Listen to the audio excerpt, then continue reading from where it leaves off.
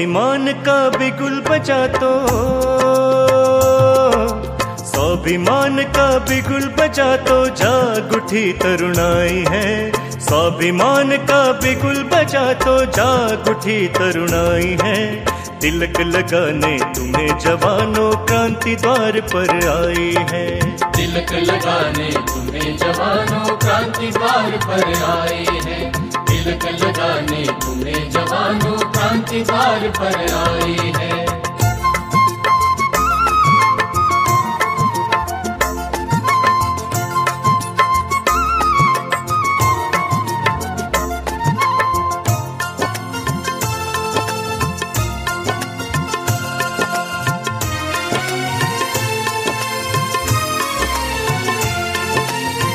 कौन चलेगा आज देश से भ्रष्टाचार मिटाने को, भ्रष्टाचार मिटाने को, भ्रष्टाचार मिटाने को।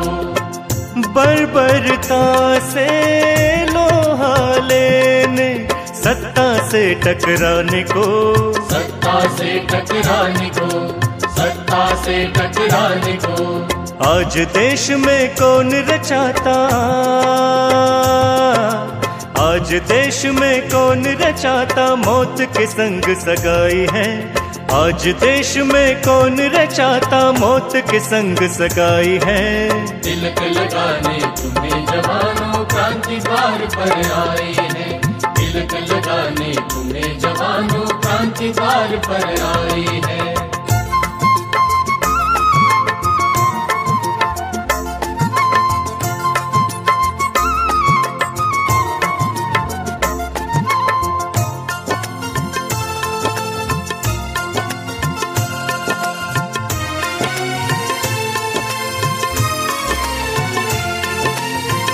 पर्वत की दीवार कभी क्या रोक सकी तूफानों को, क्या रोक सकी तूफानों को, क्या रोक सकी तूफानों को। क्या बंदूकें रोक सकेगी बढ़ते हुए जवानों को, बढ़ते हुए जवानों को, बढ़ते हुए जवानों को। चूर चूर हो गई वो शक्ति, चूर चूर हो गई वो शक्ति जो हमसे टकराई है। चूर चूर हो गई वो शक्ति जो हमसे टकराई है। तिलक लगाने तुम्हें जवानों क्रांति द्वार पर आए हैं। तिलक लगाने तुम्हें जवानों क्रांति द्वार पर आए हैं।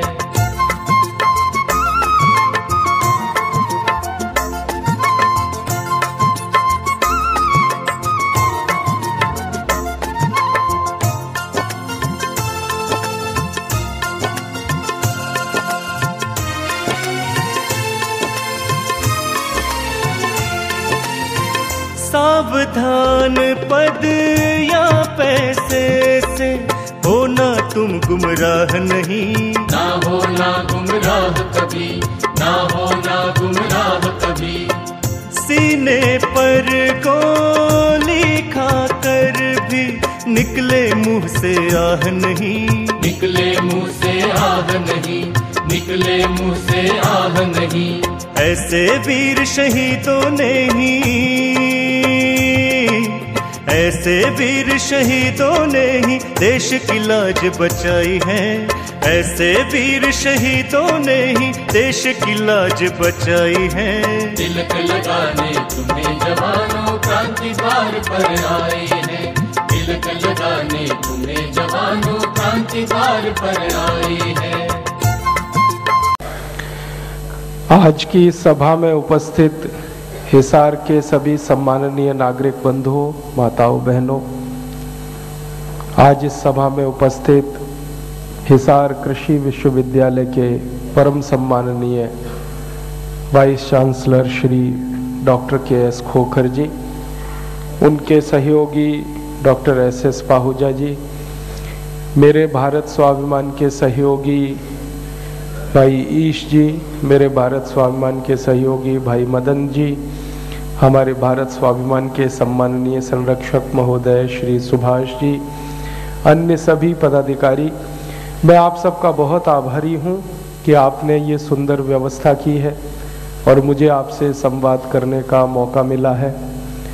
मैं भारत स्वाभिमान के विषय में और आज के हमारे भारत की व्यवस्थाओं की जो समस्याएं हैं उस संदर्भ में आपसे कुछ बात कहना चाहता हूँ।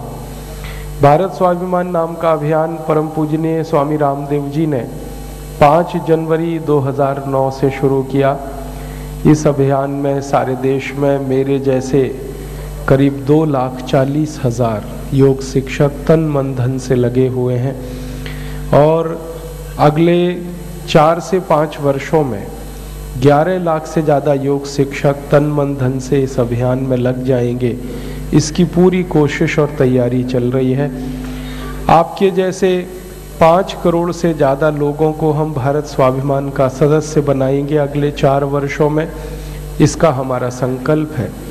और भारत के 50 करोड़ से ज़्यादा लोगों का आशीर्वाद इस अभियान में हमें मिलेगा, ऐसा हमारा संकल्प है। आपके मन में सवाल आएगा कि इतना बड़ा संगठन बनाने की ज़रूरत क्या? जब हमें आज़ादी नहीं मिली थी, 1947 के पहले अंग्रेज़ों का शासन था, उस समय कोई बहुत बड़ा संगठन बनाना और फिर देश की आज़ादी की लड़ाई लड़ना वो तो समझ में आता है, क्योंकि अंग्रेज़ों की सत्ता दुनिया के 70 से ज़्यादा देशों में चलती थी और उन अंग्रेज़ों को मार के भगाना था तो बहुत बड़ा संगठन चाहिए था। इसलिए आज़ादी के पहले महात्मा गांधी ने जो संगठन बनाया था उसमें 1,24,00,000 से ज़्यादा कार्यकर्ता थे। आज़ादी के बाद इतना बड़ा संगठन बनाना जिसमें 5 करोड़ से ज़्यादा सदस्य हों और 50 करोड़ से ज़्यादा लोगों का सहयोग और समर्थन हो, इसकी ज़रूरत क्या है? क्यों हम ये कर रहे हैं? क्या ज़रूरत है? उद्देश्य हमारा क्या है? लक्ष्य हमारा क्या है? इन सब प्रश्नों पर मैं आपसे संवाद करूँगा। सबसे पहले तो मैं आपसे जो बात कहूँ वो ये कि परम पूजनीय स्वामी रामदेव जी ने तो मूल रूप से योग और प्राणायाम का अभियान शुरू किया और वो अभियान सारे देश में और दुनिया में चल पड़ा। इस योग और प्राणायाम को अभियान करने के पीछे भी एक गंभीर कारण है। कारण ये है कि भारत आज़ाद हो गया, 63 साल आज़ादी के हो गए, लेकिन अभी भी हमारे देश में चिकित्सा की सुविधाएं सब व्यक्तियों को उपलब्ध नहीं है। हमारे देश की सरकार का एक मंत्रालय है जिसका नाम है परिवार कल्याण और स्वास्थ्य मंत्रालय। ये स्वास्थ्य मंत्रालय हर साल भारत देश की परिस्थिति जो चिकित्सा की है उसके बारे में रिपोर्ट प्रकाशित करता है। पिछली बार की इनकी जो रिपोर्ट आई 2008 में वो मैंने पढ़ी, तो उस रिपोर्ट से पता चला कि सारे देश में करीब 115 करोड़ लोगों की जनसंख्या है और 77 करोड़ लोग गंभीर रोगों के शिकार हैं। हमारी भारत सरकार का कहना है कि बहुत गंभीर बीमारियों के शिकार 77 करोड़ लोग हैं। छोटी मोटी बीमारियों की तो वो गिनती ही नहीं करते। गंभीर बीमारियां कैसी? जैसे 5 करोड़ भारतवासियों को इस समय डायबिटीज है और सरकार का ये कहना है कि अगले 4-5 वर्षों में और 5 करोड़ लोगों को हो जाएगी। ये इतने लोगों को डायबिटीज हो गई है हमारे देश में, जिसके बारे में कहा जाता था कि ये बीमारी तो सामान्य रूप से यूरोप और अमेरिका के लोगों को होती है, लेकिन अब भारत में भी बहुत तेजी से फैल रही है। और इस बीमारी के बारे में सबसे खराब सत्य है वो ये कि इसका इलाज नहीं है। जिंदगी भर आप इंसुलिन खाते रहिए और इंसुलिन खाते खाते अपनी दोनों किडनी गंवाते रहिए, लीवर खराब कराते रहिए, ब्रेन हेमरेज हो जाए, पैरालिसिस हो जाए, हार्ट अटैक आ जाए, कार्डियक अरेस्ट हो जाए, कुछ भी हो सकता है। सारे डॉक्टर ये कहते हैं कि ये डायबिटीज बहुत खतरनाक बीमारी है। एक खराब शब्द से इस डायबिटीज को आजकल संबोधित किया जाता है साइलेंट किलर, चुपचाप मार देने वाली बीमारी। इस बीमारी की एक ऐसी खास विशेषता है वो ये कि अगर ये किसी व्यक्ति को हो गई तो उसको जब कोई दूसरी बीमारी होगी तो पता ही नहीं चलेगा। मैं एक सच्ची घटना आपको सुनाता हूँ, मेरे साथ हुई। मैं एक बार ट्रेन में सफ़र कर रहा था, बेंगलोर से दिल्ली आ रहा था और मेरे साथ मेरा एक मित्र था, उसको डायबिटीज़ थी। हम दोनों साथ में बेंगलोर स्टेशन पे चढ़े। मेरी बर्थ नीचे की थी, लोअर बर्थ थी, और उसकी अपर बर्थ थी। वो ऊपर बर्थ पे जाके सो गया, मैं नीचे सो गया। रात को 2:30-3 बजे के आसपास में एक बार उठा पेशाबादी के लिए और जाके फिर वापस सो गया। और दोबारा जब मैं सोया जाकर और सवेरे उठा तो मेरे मित्र को मैंने उठाया, उसको हिलाया, और आप विश्वास नहीं करेंगे, वो पूरा का पूरा नीचे आके गिर गया। और मैंने देखा कि वो मर चुका था।